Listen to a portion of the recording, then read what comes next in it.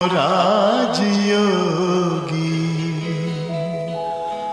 मेरे प्यारो बनो राजयोगी, राजयोगी बनो राजयोगी मेरे प्यारो बनो राजयोगी, राजयोगी बनो राजयोगी।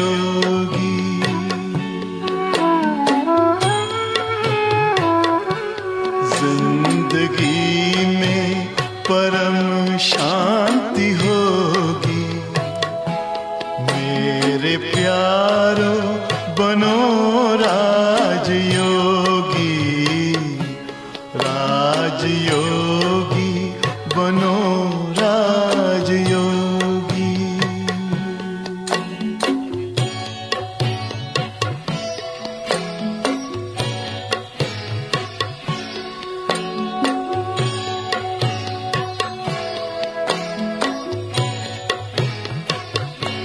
मन का दर्पण दमकने लगेगा, आत्मचिंतन चमकने लगेगा।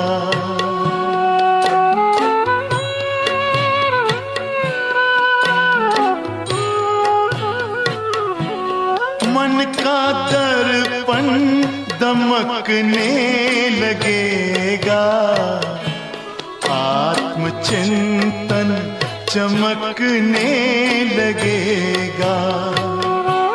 योग पथ पर जरा चल के देखो, सारा जीवन महकने लगेगा। सारी काया हो, सारी काया बनेगी निरोगी मेरे प्यार बनो राजयोगी, राजयोगी बनो राजयोगी।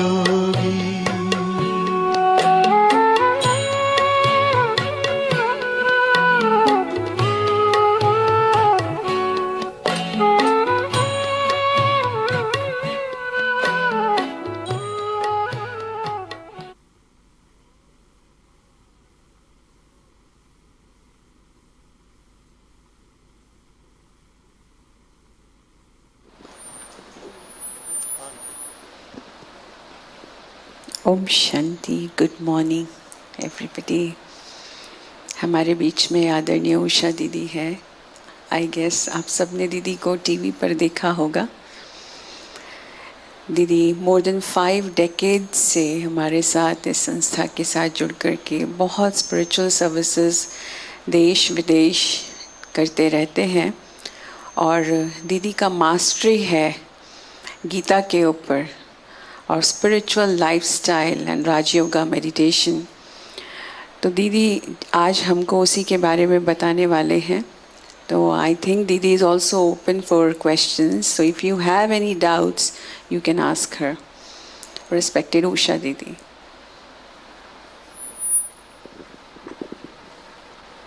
ओम शांति। ओम शांति। ओम शांति जब हम कहते हैं तो ओम शांति का एक भाव है। ओम शब्द के अंदर 3 अक्षर है, अ, उ और म। इंग्लिश में भी इसलिए ओम को लिखते AUM। अ का मतलब है आचरण, A फॉर एक्शंस। उ का मतलब है उच्चारण, U फॉर अटरेंस। और म का मतलब है मन के विचार, M फॉर माइंड। जीवन की ये 3 महत्वपूर्ण क्रियाएं हैं, सोचना, बोलना और कर्म करना। लेकिन आज ये तीनों अलग अलग दिशा में है, इसीलिए जीवन में शांति नहीं। तो ओम शांति it's a word of self awareness, कि जहाँ हम एक अवेयरनेस क्रिएट करते हैं कि मेरे मन के विचार, मेरी वाणी और मेरा कर्म तीनों हार्मनी में फंक्शन कर रहे हैं। क्योंकि जहाँ ये तीनों में हार्मनी है वहाँ शांति है। अगर हार्मनी नहीं है, सोचते कुछ और है, बोलते कुछ और है, करते कुछ और है, तो अंदर की हार्मनी न होने कारण शांति नहीं है जीवन में। कई बार लोगों को इसलिए भी फ्रस्ट्रेशन आता है कि जो हम सोच रहे हैं वो हम बोल क्यों नहीं पा रहे हैं, और जो हम बोल रहे हैं वो हम कर क्यों नहीं पा रहे हैं, इसीलिए फ्रस्ट्रेशन आता है। स्ट्रेस भी जीवन में इसीलिए आता है कि करना बहुत कुछ चाहते हैं, जो सोचा हुआ होता है, लेकिन कर नहीं पाते हैं, तो स्ट्रेस अंदर क्रिएट होता है। तो हेलो, हाय, गुड मॉर्निंग जैसा ये शब्द नहीं है, ये शब्द एक जागृति का है, आत्म जागृति, यह भीतर की जागृति। क्योंकि जिस तरह आज बाह्य दुनिया को अगर देखे बहुत विशाल है, और उस बाह्य दुनिया को जितना खोजा गया है, ठीक इसी तरह हमारे भीतर भी एक बहुत विशाल दुनिया है जो अनएक्सप्लोर्ड है। अभी तक हमने उसके बारे में 10% भी जाना नहीं है। और भगवत गीता के अंदर भगवान ने अर्जुन को यही आत्मबोध कराया कि तुम्हारी वास्तविकता क्या है, तुम कौन हो और क्यों इस संसार में आए हो। अपनी वास्तविकता का एहसास, क्योंकि जब तक ये एहसास नहीं है कि हमारी वास्तविकता क्या है, हम उस तरीके से जीवन जी नहीं पाते हैं। जिस तरह शरीर की वास्तविकता है, शरीर और आत्मा दो चीज है। शरीर की वास्तविकता है 5 तत्व। ये शरीर बना है 5 तत्व से, इसीलिए शरीर जीने के लिए वही 5 तत्वों को डिमांड करता है। आज ऑक्सीजन चाहिए क्योंकि ये शरीर बना है ऑक्सीजन से। पानी चाहिए क्योंकि ये शरीर में 60 से 70% पानी का हिस्सा है। तो ये 5 तत्व जीने के लिए चाहिए। सारे संसार के प्राणी मात्र के लिए ये 5 तत्व कुदरत ने एक समान बनाकर रख दिया। कोई भेदभाव नहीं किया कि भारत वालों को अलग मिलेगा, विदेश वालों को अलग मिलेगा, या हिंदू धर्म वालों को अलग मिलेगा, दूसरे धर्म वालों को अलग मिलेगा। एक समान। ठीक इसी तरह इस शरीर के अंदर जो चैतन्य शक्ति आत्मा है, उसकी वास्तविकता क्या है? तो जीवन के अंदर हमें भी क्या चाहिए? कुछ चाहिए जीने के लिए, या कुछ नहीं चाहिए? चाहिए, क्या चाहिए? हाँ, शांति चाहिए। और क्या चाहिए? प्रेम चाहिए, आनंद चाहिए, है ना। हर कोई भी धर्म का हो, जाति का हो, देश का हो, भाषा का हो, हर एक इंसान को जीवन के अंदर शांति चाहिए। हर एक इंसान को जीवन के अंदर खुशी चाहिए, आनंद चाहिए। हर एक को प्रेम चाहिए, एक बच्चे को भी प्रेम चाहिए, तो बड़े बुजुर्ग के साथ भी जब कोई प्रेम से व्यवहार करता अच्छा लगता है। ये नहीं कि बड़े बुजुर्गों ने सारा जीवन बहुत प्रेम पाया, अब बुढ़ापे में प्रेम नहीं मिला तो चलेगा? चलेगा? नहीं चलेगा। और क्या चाहिए? ज्ञान चाहिए। बच्चा पैदा होता है, उसके सामने एक आवाज़ करने वाला खिलौना रख दो, रोता हुआ भी चुप हो जाएगा, सोचता है इसमें आवाज़ कहाँ से आता है, उसको तोड़ने का प्रयास करेगा ये देखने के लिए कि आवाज़ बंद होती है कि नहीं। जिज्ञासा बचपन से ही एक जिज्ञासा बनी रहती है, जानने की जिज्ञासा। तो ज्ञान चाहिए। और क्या चाहिए? शुद्धि चाहिए। जिस तरह बाह्य शुद्धि आवश्यक है, इसी तरह आंतरिक शुद्धि भी चाहिए। हर इंसान कहने में भी कह देता है मुझे सत्यता पसंद है, आप प्लीज़ मेरे सामने झूठ नहीं बोलना, कहते हैं ना। मुझे ऑनेस्टी पसंद है, शुद्धि, जहाँ स्वच्छता है, शुद्धि है।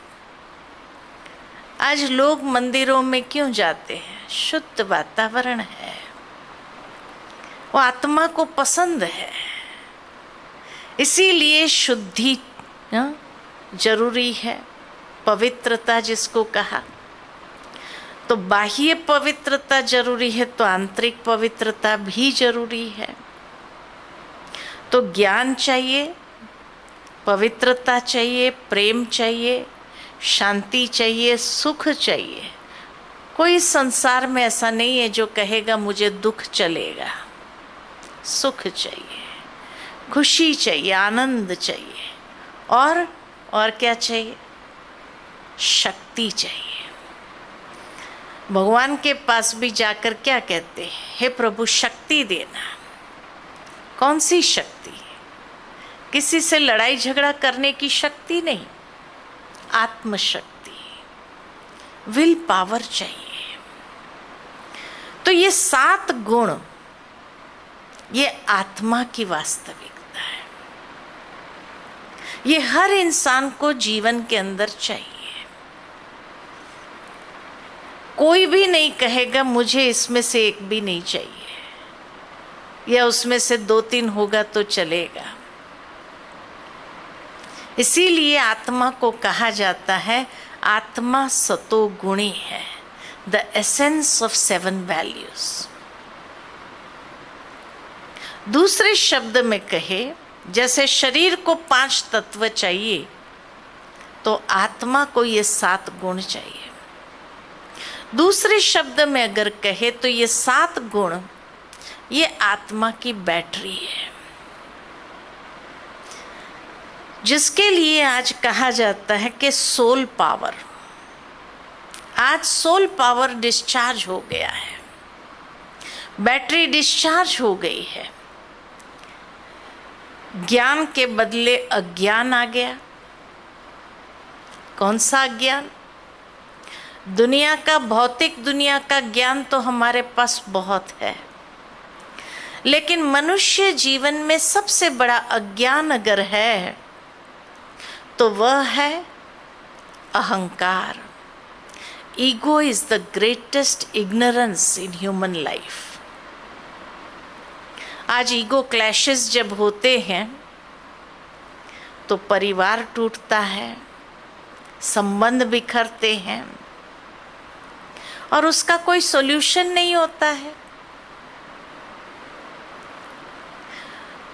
तो ज्ञान क्यों चाहिए? अंडरस्टैंडिंग, संबंधों में अंडरस्टैंडिंग डेवलप करने के लिए। ईगो अंडरस्टैंडिंग को खत्म कर देता है, तो इसीलिए उसको अज्ञान कहा। इसी तरह शुद्धि के बदले अशुद्धि आ गई है। विचारों में नेगेटिविटी है, वाणी में क्रोध है, तो ये शुद्धि नहीं रही है। संसार के अंदर देखो, आज अशुद्धि के कारण ही मनुष्य कितना परेशान है। तीसरा, प्रेम के बदले स्वार्थ आ गया है, और लोग भी उसी स्वार्थ को जब देखते हैं तो परेशान होते हैं कि स्वार्थ से ऊपर नहीं उठ सकते हैं क्या? हर जगह स्वार्थ ही होना चाहिए क्या? तो निस्वार्थता प्रेम को जागृत करती है। जहां स्वार्थ है वहां नफरत जागृत होती है। इसी तरह सुख के बदले आज परेशानियां हैं, दुख है। शांति के बदले स्ट्रेस है, गुस्सा है ना? तो 7 गुणों के बदले 7 अवगुण व्यक्ति के जीवन में आ गया। तो इसीलिए मनुष्य जीवन में आज अशांति, परेशानियां, दुख, खुशी नहीं, खुशी ढूंढ रहा है इंसान। यानी धीरे धीरे बैटरी एकदम डिस्चार्ज होने लगी है। और जब बैटरी डिस्चार्ज हो जाती है तो उसका प्रमाण है छोटी छोटी बातों में मिसअंडरस्टैंडिंग, छोटी छोटी बातों में तनाव, छोटी छोटी बातों में माइंड अपसेट हो जाता है, डिस्टर्ब हो जाता है। ये सारे जो कारण है ये बताता है कि बैटरी डिस्चार्ज है। जैसे शरीर को 5 तत्व में से एक तत्व भी कम हो जाए, एक तत्व भी कम हो जाए तो क्या होता है? बेचैनी होती है, सफोकेशन होता है। तो आज मनुष्य भी अंदर ही अंदर सफोकेट हो रहा है, क्योंकि ये 7 गुण नहीं है। अच्छा, ये 7 गुण भी क्यों चाहिए हमें? क्या मिलेगा उससे? उससे ही हमारी जीवन एक क्वालिटी जीवन बनती है, ये 7 गुणों के आधार पर। तो ये है आत्मा की वास्तविकता। अब ये 7 गुणों से बैटरी को चार्ज करना है। कैसे करेंगे? मनुष्य ने समय प्रति समय अनजाने में बैटरी चार्ज करने का प्रयत्न किया। कैसे किया? भगवान को याद करो, ही इज द सोर्स, वहां से प्राप्त हो जाएगी। सोच करके ये 7 गुण हम भगवान से ही मांगते रहे। हे प्रभु, शांति देना, सुख देना, खुशी देना, शक्ति देना, सबको। मेरे को खाली मिले ऐसा नहीं, सबके लिए हमने ये कामना की। लेकिन कोई चीज थोड़ी है जो ऊपर वाला फेंकेगा और हम रिसीव कर लेंगे। इसीलिए भगवान से भी मांगने पर प्राप्त नहीं हुआ। कहावत बहुत सुंदर है, बिन मांगे मोती मिले, मांगत मिले न भीख। भगवान से भी अगर हम मांगते रहेंगे तो नहीं मिलेगा। स्रोत वही है, प्राप्त वहां से ही होना है, लेकिन उसका तरीका है जो भगवत गीता में भगवान ने अर्जुन को सिखाया। और यही कहा कि हे अर्जुन, आत्मभावस्थ, आत्म भाव में स्थित हो जा। उस कॉन्शियसनेस में अपने मन को स्टेबलाइज करो, क्योंकि मन जैसा सोचता है वैसा बनता जाता है। जैसा सोचोगे वैसा बनोगे, जैसा जीवन, जैसा चिंतन वैसा जीवन।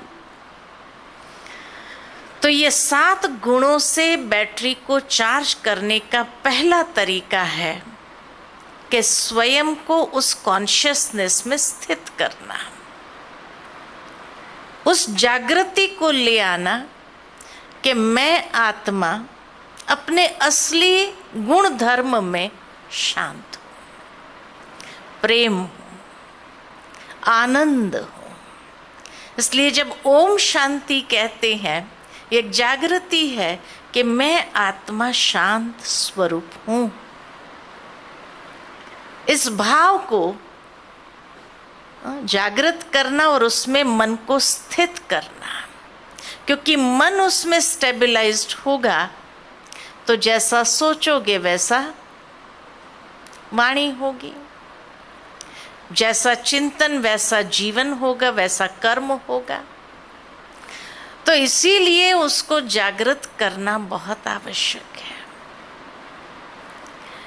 ये सातों गुणों की अगर देखा जाए तो हर एक गुण खाली नहीं है, शक्ति है। पावर ऑफ नॉलेज या power of wisdom, power of purity, power of love, power of peace, power of happiness, ये सब पावर्स है। यही आत्मशक्ति हमारी बनाती है। तो 7 गुणों की शक्ति है, इसलिए आत्मा को कहा गया आत्मा चैतन्य शक्ति है। मनुष्य जीवन की अभिव्यक्ति ये 7 गुणों के आधार पर होती है। इसीलिए कहा जाता है आत्मा सत चित आनंद स्वरूप है।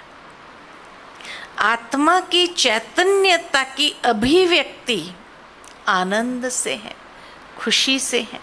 आज एक बच्चा पैदा होता है, खिलखिला के जब हंसता है तो सारे घर का वातावरण चार्ज कर देता है। एक स्ट्रेस वाला व्यक्ति अगर आकर उस बच्चे को उठा भी लेता है, हंसते हुए बच्चे को, वो अपना स्ट्रेस उस वक्त भूल जाता है। तो जब हम इस संसार में आए उस समय हमारी बैटरी फुल चार्ज थी, इसलिए उसका ऑरा इतना विकसित था कि जो उस ऑरा के संपर्क में भी आता था वो भी थोड़ी घड़ियों के लिए चार्ज हो जाता था। आज बच्चा हंसता है, खुश होता है, उसको देख करके हम भी खुश होने लगते हैं। क्यों? क्योंकि वो हमारी आत्मा के उस तत्व को स्पर्श कर रहा है जो हमारी ओरिजिनल आइडेंटिटी है। तो आत्मा सतो गुणी है, ये उसकी वास्तविकता है। अब उसका चार्ज करने का पहला तरीका है उसमें स्थित हो जाओ। दूसरा तरीका है What you give, you get। देना शुरू करो।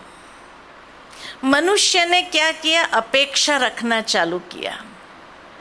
ये व्यक्ति हमें प्यार दे, ये व्यक्ति हमें सुख दे, ये व्यक्ति हमें समझे, है ना? तो अपेक्षा रखी। अपेक्षा रखने पर प्राप्त हुआ? नहीं हुआ। क्यों? क्योंकि संसार का ये अनादि नियम है, जो आप देंगे वही वापस आएगा। आप किसी को सम्मान दो, सम्मान मिलेगा। आप किसी को खुशी दो, खुशी प्राप्त होगी। आप किसी को प्यार दो, प्यार मिलेगा, है ना? मनुष्य जब एक दूसरे को गाली देता है तो उसको रिटर्न में गाली ही मिलती है, अपमान मिलता है, यही मिलता है। जो देंगे वही वापस आएगा। तो बैटरी को चार्ज करना हो तो देना शुरू करो। जितना देते जाते हैं उतना बढ़ता जाता है अंदर में। यह दूसरा सिद्धांत है कि बैटरी चार्ज करना है तो देना शुरू करो। इसीलिए कहा जाता खुशी बांटने से बढ़ती है, प्यार बांटने से बढ़ता है, ज्ञान बांटने से बढ़ता है ना? सुख बांटने से बढ़ता, जितना बांटते जाओ उतना बढ़ता जाएगा, अर्थात बैटरी चार्ज होती जाएगी। और तीसरा तरीका इस बैटरी को चार्ज करने का है, वो है स्रोत के साथ अपने आप को जोड़ो। जैसे आज की दुनिया के अंदर रिचार्जेबल बैटरीज आती है, यूज़ करो डिस्चार्ज हो जाती है, फिर उसको चार्ज करने के लिए चार्जर में रखना पड़ता है, रिचार्ज हो जाती है। अब ये डिस्चार्ज और रिचार्ज कैसे होती है? सिंपल साइंटिफिक लॉजिक यही कहता है कि बैटरी जब यूज़ करते हैं तो उसके भीतर जो केमिकल कंपोनेंट्स होते हैं वो डिसऑर्गेनाइज्ड हो जाते हैं, और जब संपूर्ण डिसऑर्गेनाइज्ड हो गए तो डिस्चार्ज हो गई। जब उसको चार्जर में रखते हैं, एक सोर्स के साथ जोड़ा जाता है, जो करंट आती है वो करंट दिखाई नहीं देती है, लेकिन उस करंट से वो केमिकल कंपोनेंट्स रीऑर्गेनाइज्ड हो जाते हैं, और जब संपूर्ण रीऑर्गेनाइज्ड हो जाते हैं तो रिचार्ज हो गई। ठीक इसी तरह हमारी बैटरी डिस्चार्ज है, उसका प्रमाण छोटी छोटी बातों में टेंशन में आना, मिसअंडरस्टैंडिंग, गुस्सा आना, चिड़चिड़ापन आना, ये सारे लक्षण है कि भीतर के कंपोनेंट्स डिसऑर्गेनाइज्ड है। सोचते कुछ और है, बोलते कुछ और है, करते कुछ और है, कोई भी कंपोनेंट एक दूसरे के साथ तालमेल में नहीं चल रहा है। सोचते बहुत अच्छा है, कभी कभी बहुत अच्छे विचार आते हैं,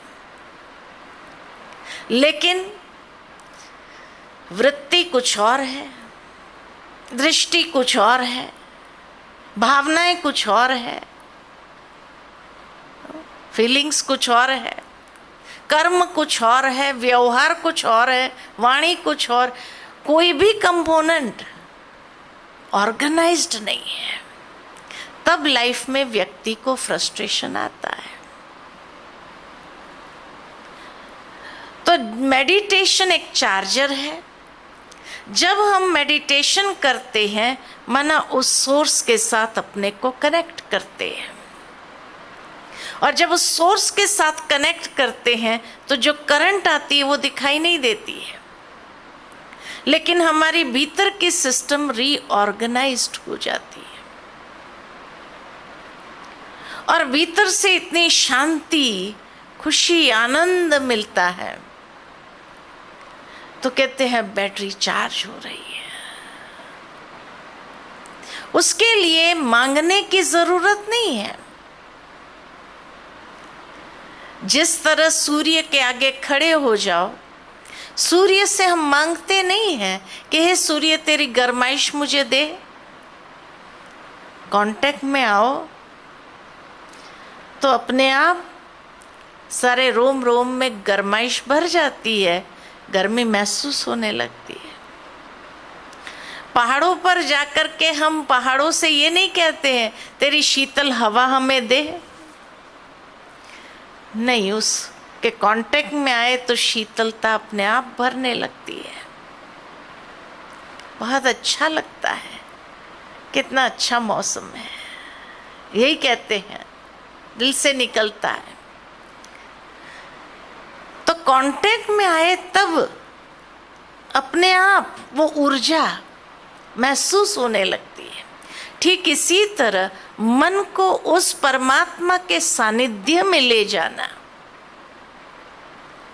तो परमात्मा से भी वो ऊर्जा अपने अंदर भरने लगते हैं, क्योंकि वो प्यार का सागर है, शांति का सागर है, आनंद का सागर है, हर बात में अनंत है। तो अनंत होने कारण जब उससे कनेक्ट होते हैं हम, तो हम अपनी बैटरी भी चार्ज करते हैं। अब वो परमात्मा कौन है जिसके साथ हमें कनेक्ट करना है? क्योंकि आज संसार में जहाँ तक आत्मा का विषय है, वहाँ तक तो फिर भी एक ही मान्यता है कि हर कोई आत्मा के अस्तित्व को स्वीकार करता है। लेकिन जहाँ परमात्मा का विषय आता है वहाँ अनेक मतांतर है। आज दुनिया में इतने सारे भगवान हो गए कि आखिर भी उसमें सत्य क्या है समझ में नहीं आता है। कोई क्या कहता है, कोई क्या कहता है। तो सत्य क्या है आखिर भी? जब ईश्वर के लिए कहा जाता है ईश्वर एक है, वो सत्य है, तो वो सत्य क्या है?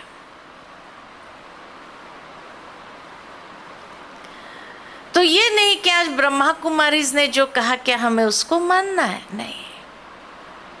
आज हम आपको एक कसौटी देंगे जिस पर आप अपनी मत को कसकर देखो सत्य किसको कहा जाता है। क्योंकि एक बार हमने एक कार्टून देखा, उसमें एक व्यक्ति न्यूज़पेपर पढ़ रहा है और न्यूज़पेपर में जितनी कॉलम आती है हर कॉलम में ईश्वर के बारे में कुछ न कुछ लिखा था। पहली कॉलम में लिखा था नेचर इज गॉड, प्रकृति परमेश्वर है। दूसरी कॉलम में लिखा था अहम ब्रह्मास्मि, हम ही परमात्मा है, आत्मा सो परमात्मा। तीसरी कॉलम में लिखा था ब्रह्म ईश्वर है। चौथी कॉलम में लिखा था वो कण कण में व्यापक है, कहाँ नहीं है, सब में ईश्वर है। पांचवी कॉलम में लिखा था वो निराकार है, न नाम है, न रूप है, न आकार है। छठी कॉलम में लिखा था जितने भी इष्ट देवी देवता है सब परमात्मा है। और नीचे बड़े अक्षरों में लिखा था there is nothing like God. अगर सचमुच ईश्वर है, कैन यू प्रूव इट? अब जो व्यक्ति न्यूज़पेपर पढ़ रहा था, सारी कॉलम्स पढ़ने के बाद उसने क्या डिसीजन लिया होगा? What is truth? क्योंकि ये सारी मतें एक दूसरे को कॉन्ट्राडिक्ट कर रही है कि आत्मा को परमात्मा कहे, ब्रह्म को ईश्वर कहे, प्रकृति को परमेश्वर कहे, किसको कहे? तो इसलिए आज हम आपको एक कसौटी देंगे जिस पर आप कसकर देखेंगे ईश्वर किसको कहा जाता है।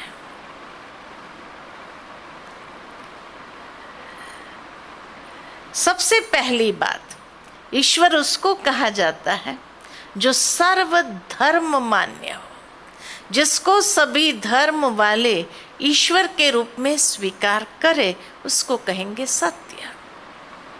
ये नहीं कि हिंदुओं का भगवान अलग है तो मुसलमानों का अलग है तो क्रिश्चियनों का अलग है। God is one.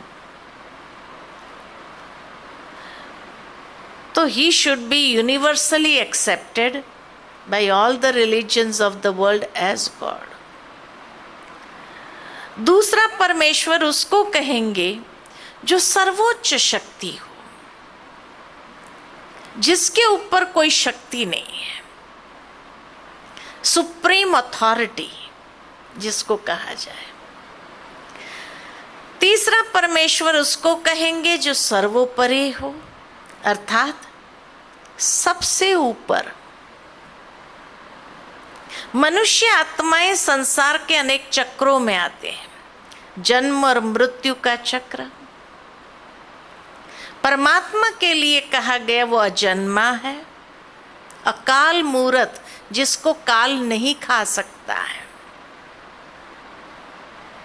तो जो जन्म और मृत्यु के चक्र से ऊपर है, जिसने जन्म लिया उसने देह धारण किया, देह है तो देह के संबंध है।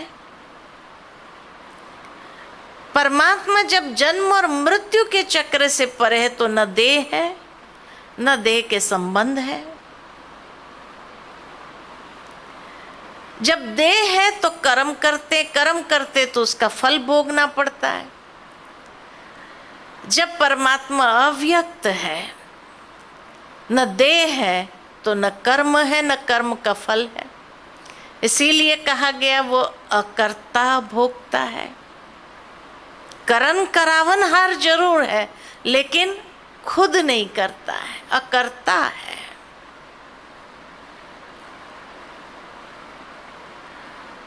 कर्म करता है इंसान तो या तो पाप कर्म होगा या पुण्य कर्म होगा। तो पाप और पुण्य के चक्र में भी हम आते, परमात्मा इस चक्र से भी ऊपर है, न पाप है न पुण्य है। और पाप और पुण्य के फल स्वरूप या सुख मिलता या दुख मिलता है। तो परमात्मा के लिए कहा गया दुख हरता सुख करता है, दुख हरने वाला सुख देने वाला। तो ये 5 बातें जो है उससे ऊपर, उस चक्र से ऊपर, उसको कहेंगे परमेश्वर। चौथी बात, पर होते हुए भी सर्वज्ञ है, ज्ञाता है, त्रिकालदर्शी है, तीनों कालों को जानने वाला, त्रिनेत्री है, जो मनुष्य को भी ज्ञान के दिव्य चक्षु देने वाला, और त्रिमूर्ति है, जो ब्रह्मा विष्णु महेश के भी रचयिता है, उसको कहेंगे परमेश्वर। और 5वां परमेश्वर उसको कहेंगे जो सर्व गुणों में अनंत है, इन्फिनिट इन हिज क्वालिटीज। तो सर्व धर्म मान्य, सर्वोच्च शक्ति, सर्वोपरे, सर्वज्ञ और सर्व गुणों में अनंत, ये 5 उसकी विशेषताएं हैं जो किसी मनुष्य की नहीं है। अब वो किसके साथ लगती है? तो जब उसको कहते अजन्मा है, तो जन्म और मृत्यु के चक्र से परे एक ही है, जिसको भारत के अंदर हम ज्योतिर्लिंगम के रूप में पूजते हैं। ज्योतिर्लिंगम, जो ज्योति की आकृति है। भारत में इसीलिए 12 ज्योतिर्लिंगम है, जो आज भी महान तीर्थ स्थान है। और मैं समझती हूं कि सब राज परिवारों के घरों में शिवलिंग का ही मंदिर होता है। द्वापर युग से राजा विक्रमादित्य ने भी शिव का सोमनाथ का मंदिर बनाया था। तो सभी राज परिवारों के अंदर भी शिवलिंग की पूजा होती है। तो 12 ज्योतिर्लिंगम, जिनको कहा गया आज भी महान तीर्थ स्थान है, नॉर्थ साउथ ईस्ट वेस्ट चारों दिशा में उसकी पूजा होती है। भारत से बाहर जाए, नेपाल में भी पशुपतिनाथ का मंदिर है। भावार्थ ये कि भारत में जिसको कहा देवों का भी देव, महादेव, जो देवी देवताओं के भी आराध्य रहे, वो एक ही रहे। भारत से बाहर जाए, इस्लाम धर्म में मूर्ति पूजा नहीं है, लेकिन वहां भी काबा का पवित्र पत्थर मक्का में है, जिसको भारतवासी कहते मक्केश्वर। और जब उसकी बंदगी करते हैं तो यही कहते हैं परवरदिगार। परमेश्वर को कहा, हे परवरदिगार, नूरे इलाही। नूरे इलाही का मतलब है अल्लाह नूर है। नूर माना तेज, प्रकाश। ज्योति माना तेज, प्रकाश। जिसको हमने ज्योतिर्लिंगम कहा। ज्योतिर्लिंगम माना ज्योति की आकृति। उन्होंने नूर कहा, बात तो एक ही हो गई। और आगे जाए क्रिश्चियन धर्म में, जीसस ने कभी अपने आप को गॉड नहीं कहा, उसने हमेशा यही कहा, God is light, I am the son of God. इसलिए आज भी अगर वेटिकन जाओ तो उस वेटिकन के अंदर किसी व्यक्ति की प्रतिमा नहीं है, लेकिन निराकार ज्योति स्वरूप का ही सिंबल है। गुरु नानक देव ने कहा, एक नूर। एक ओमकार निराकार निर्वैर सतनाम अजोनी अकाल मूरत, यही उसकी महिमा गाई। जैन धर्म में 24 तीर्थंकर है और ये 24 के 24 तीर्थंकर ध्यान मुद्रा में है। किसका ध्यान कर रहे हैं? आदिनाथ से लेकर महावीर स्वामी तक हर कोई ध्यान मुद्रा में है। किसका ध्यान कर रहे हैं? तो कहा सिद्ध शिला का ध्यान कर रहे हैं। सिद्ध शिला माना जो सर्वश्रेष्ठ है, जो निराकार है। महात्मा बुद्ध ने कभी किसी को मूर्ति पूजा के लिए प्रेरित नहीं किया, लेकिन वो भी ध्यान मुद्रा में है। किसका ध्यान कर रहे हैं? तो कहा निराकार ज्योति का ध्यान कर रहे हैं। आज भी जापान चले जाओ तो 3 फुट की ऊंचाई पर 3 फुट दूर एक थाली के अंदर लाल पत्थर रखा जाता है, जिसको कहा चिंकुन शेकी। चिंकुन शेकी यानी जो शांति का दाता है, जिसका ध्यान करने से हमारा मन शांत हो जाता है।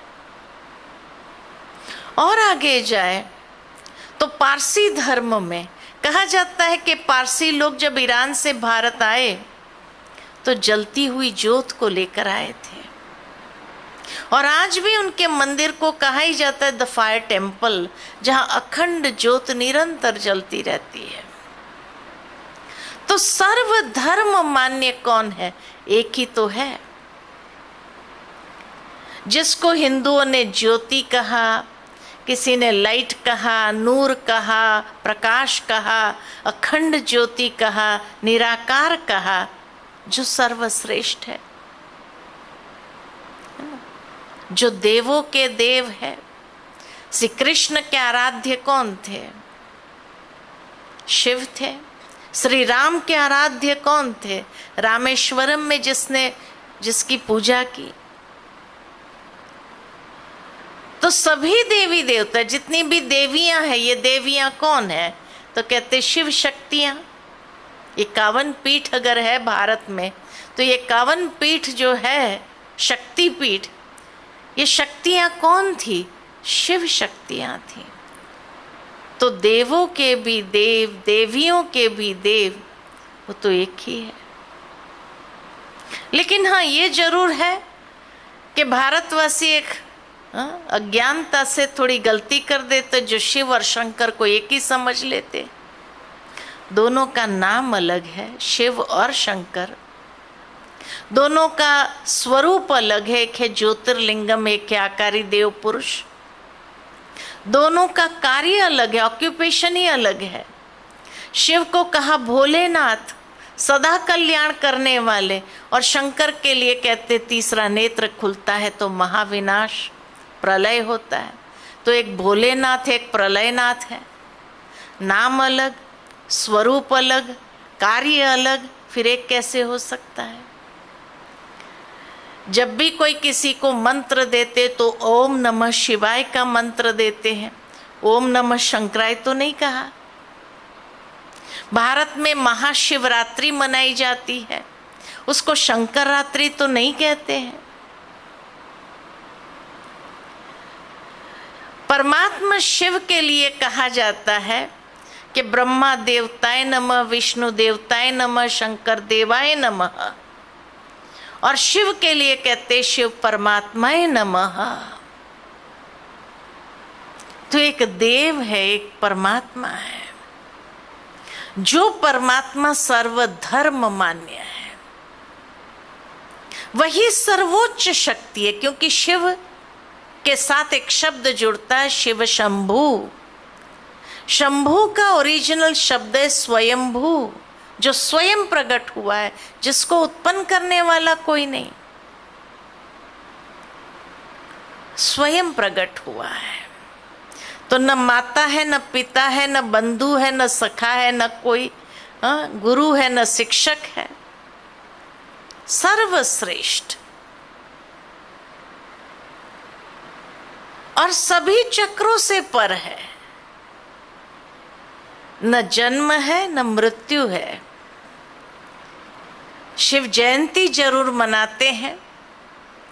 वो इसलिए मनाते हैं ताकि परमात्मा शिव इस संसार के अंदर जब अवतरित होते हैं, उसी को जयंती कहा जाता है। उसकी दिव्य जन्म,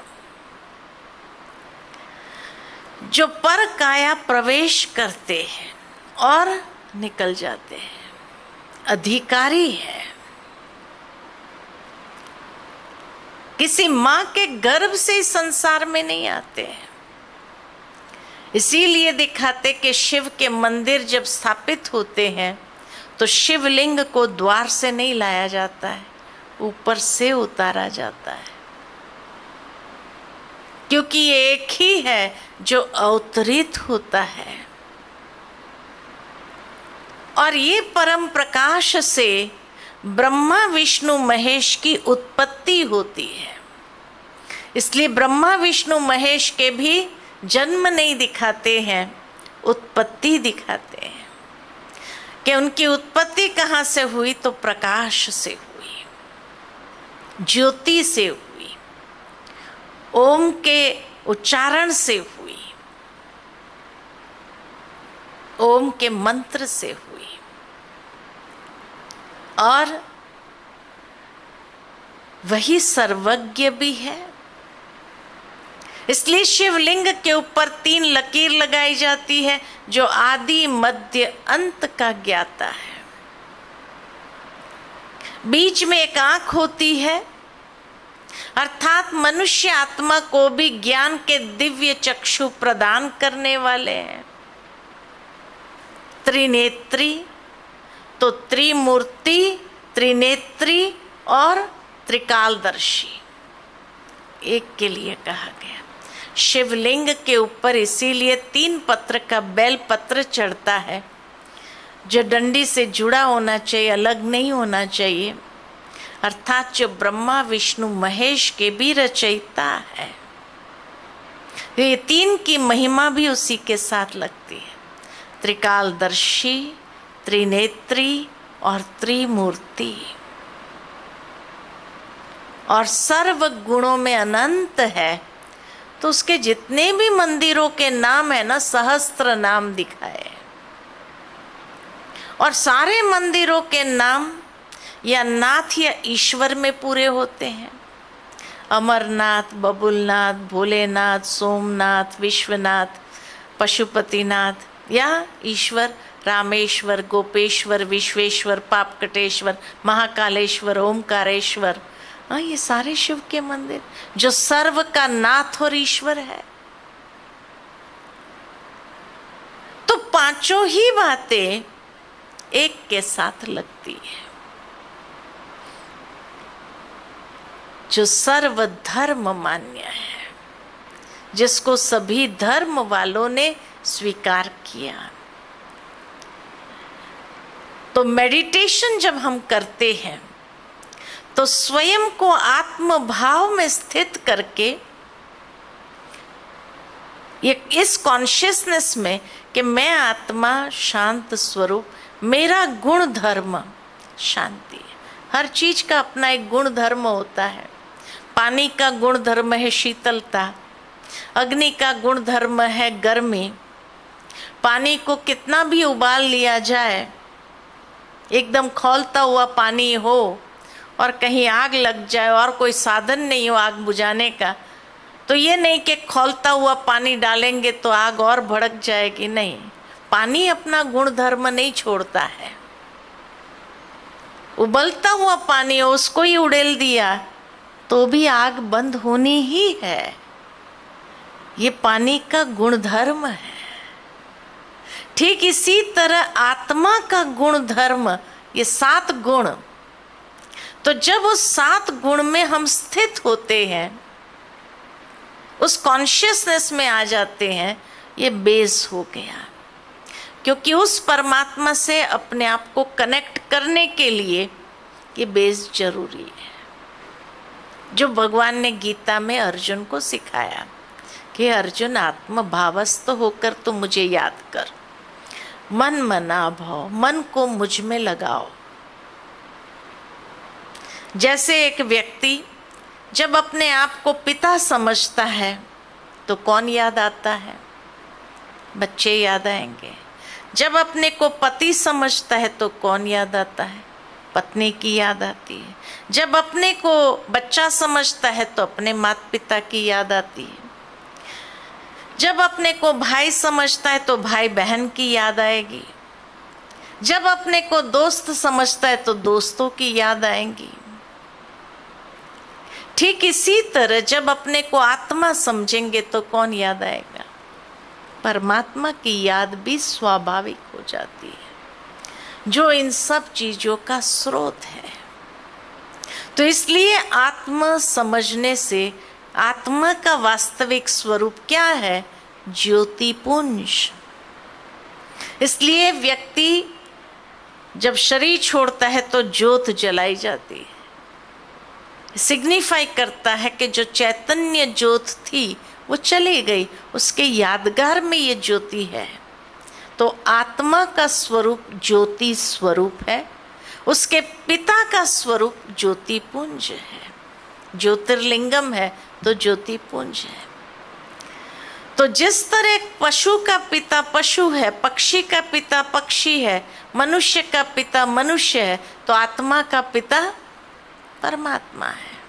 वो भी एक आत्मा है, लेकिन परम है, गुणों में शक्तियों में परम है, इसलिए उसको परमात्मा कहा। उसके जो हैसियत है उसमें वो श्रेष्ठ है, इसलिए उसको परमात्मा कहा गया। तो आत्मा ज्योति स्वरूप, तो परमात्मा ज्योति पुंज है, प्रकाश पुंज है। तो अब कनेक्ट करना इजी हो गया। तो आत्म समझने से उस परमात्मा की याद सहज स्वाभाविक आएगी। और मेडिटेशन क्या है? मेडिटेशन कोई मंत्र जाप नहीं है, क्योंकि आज कोई अगर किसी को मंत्र दे दे, ओम नमः शिवाय जपो, कितनी देर तक जप सकेंगे? और मनुष्य का मन इतना रचनात्मक है, क्रिएटिव है, उसको अगर एक मैकेनिकल प्रोसेस में लगा दिया जाए तो वो एंजॉय नहीं करता है। उसको हर वक्त क्रिएटिव आइडियाज चाहिए। तो मेडिटेशन के लिए बहुत सुंदर पॉजिटिव पावरफुल थॉट्स हम इमर्ज करें, क्योंकि तभी जैसा सोचोगे वैसा बनोगे, जैसा चिंतन वैसा जीवन। तो पावरफुल थॉट्स इमर्ज करना है, आत्मचिंतन जिसको कहा जाए। इसलिए मेडिटेशन का फर्स्ट स्टेप है आत्मचिंतन।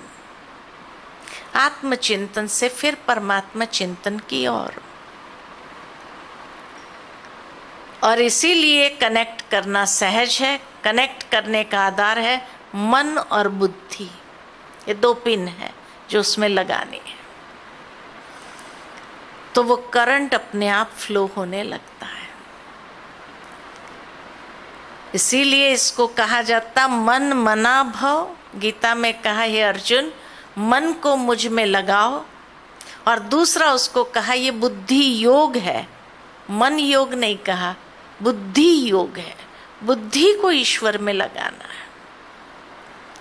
तो मन मना भव और बुद्धि योग परमात्मा में लगाने से सहजता से परमात्मा की वो शक्ति स्वयं में आती है, जिससे आत्मा की बैटरी, सोल बैटरी चार्ज होती है।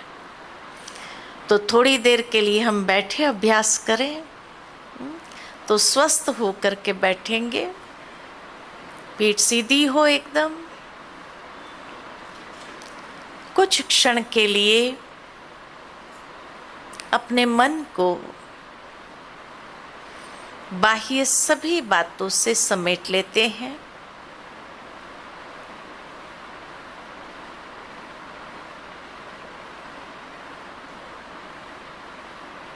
और स्वयं को अंतर्चक्षु से प्रकाश पुंज के रूप में देखें। इस शरीर में भ्रुकुटी के मध्य में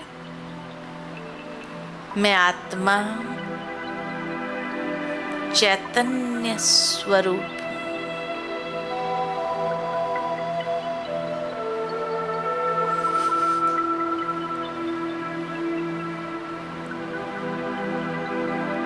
ये शरीर मेरा वस्त्र है जो मैंने धारण किया है संसार रंगमंच पर अपना पात्र निभाने।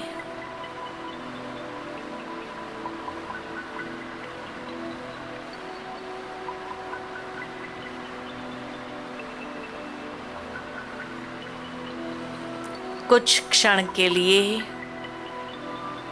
मैं आत्मा अपने अनादि स्वरूप में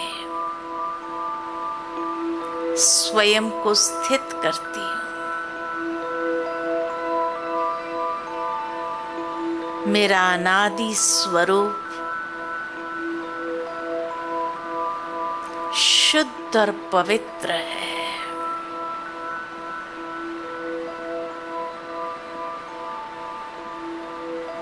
मैं आत्मा प्रकाश पुंज हूँ। मेरे चारों ओर दिव्य प्रकाश का प्रभा मंडल फैला हुआ है। उस प्रभा मंडल में मैं स्वयं को देख रही हूँ। कितना दिव्य और शुद्ध स्वरूप है। ये मेरी वास्तविकता है।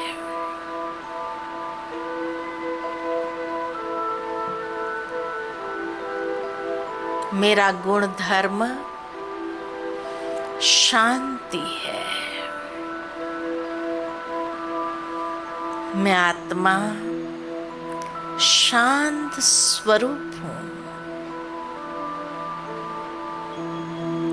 शांति मेरी वास्तविकता है।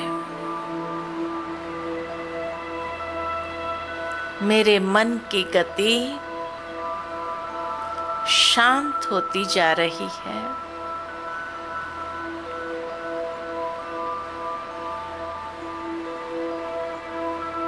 मैं आत्मा शांति की ऊर्जा को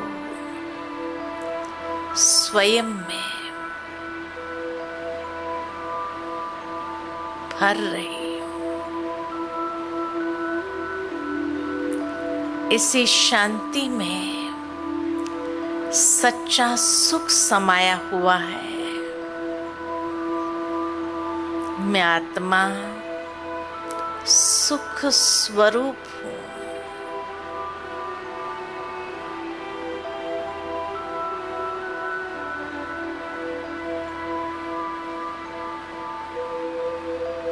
इसी शांति में परम आनंद है।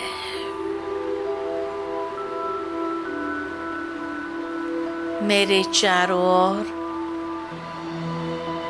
आनंद की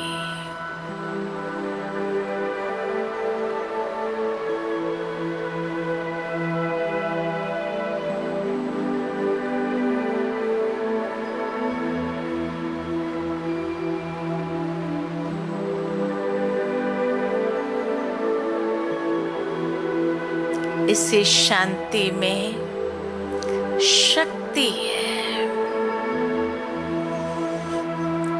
मैं आत्मा शक्ति स्वरूप हूँ।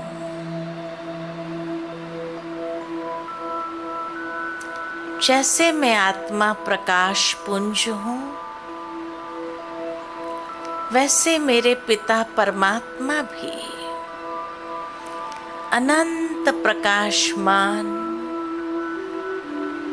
दिव्य तेजोमय स्वरूप है।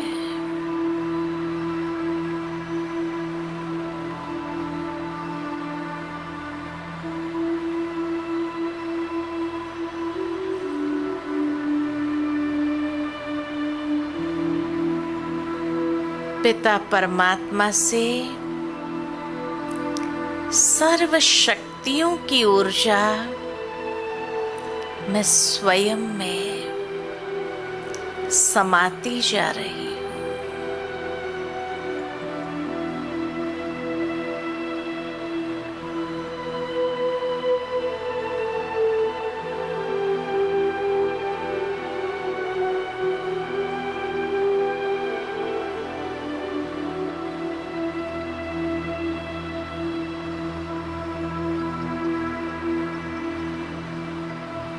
परमात्मा सर्वशक्तिमान है। सर्वशक्तिमान से सर्व शक्तियों के किरणों को मैं स्वयं में धारण कर रही हूँ।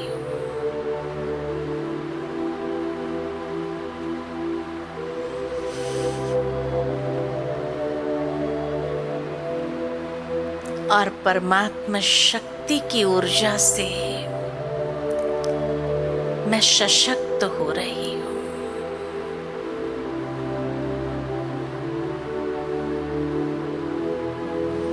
कितना सुंदर ये अनुभव है, एकदम हल्कापन।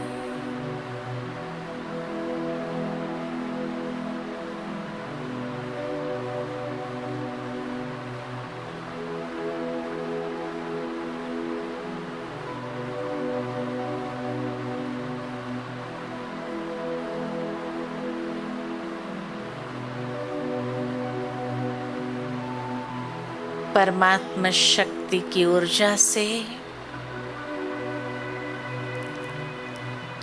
मैं आत्मा स्वयं को धन्य धन्य महसूस कर रही हूँ, भरपूर होती जा रही हूँ।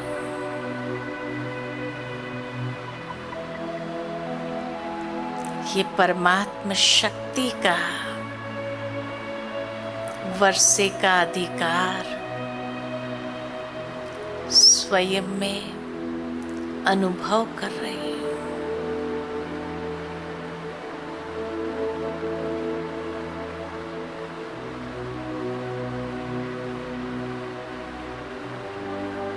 धीरे धीरे अपने मन और बुद्धि को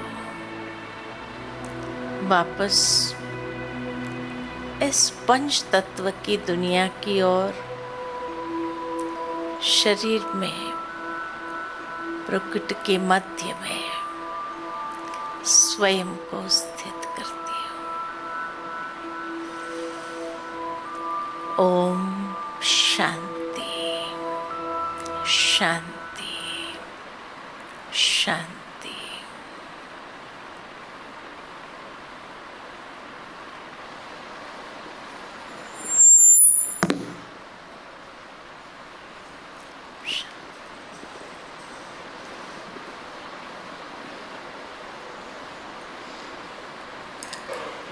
Shanti.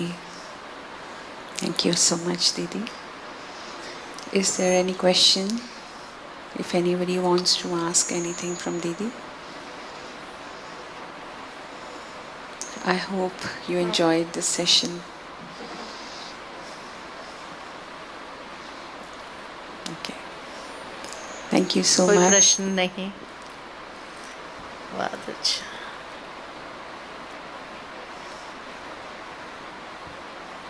हम अब सभी ब्रेकफास्ट के लिए जाएंगे और उसके बाद ज्ञान सरोवर में आप सभी का कार्यक्रम है। 10:30 बजे तक सभी को ज्ञान सरोवर पहुंचना है। आप नक्की लेक और बाकी थोड़ा माउंट का व्यू सीनिक देख कर के आ सकते हैं ज्ञान सरोवर में।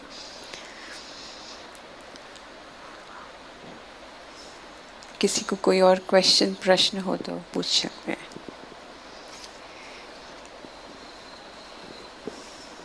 Thank you. हमारे भ्राता जी वंशवर्धन जी दीदी का सम्मान करना चाहते हैं।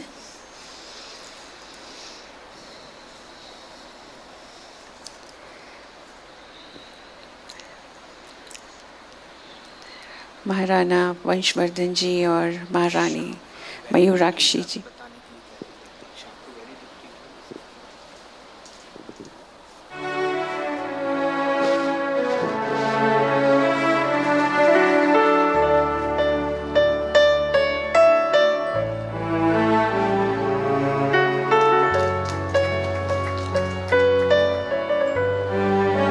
Thank you so much.